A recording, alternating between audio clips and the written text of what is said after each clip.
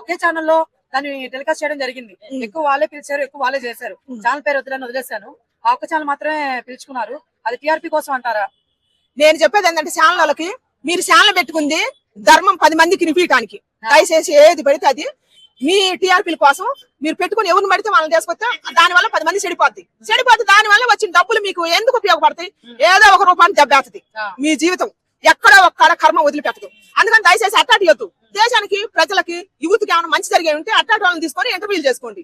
మీ భవిష్యత్తుకు బాగుంటుంది, మీ పిల్లల భవిష్యత్తుకు బాగుంటుంది, అన్ని సమాజానికి కూడా బాగుంటుంది. ఇట్లాంటి తీసుకుంటే ఏం ఉపయోగం? సరే మీ టీఆర్పీ కోసమే తీసుకుంటారు అనుకో, దాని మీద వచ్చిన డబ్బు వల్ల నువ్వు పూల పాను చేసుకుంటావు. అమ్మాయి నువ్వు నిత్యం ఏడుతుంది. ఆ ఏడుపు ఒక్క రోజు ఒక్కసారి ఏం తగలదా? బాధేగా. ఆ కన్నీరుకి ఒక్కసారిగా నిలువ ఉంటది కదా.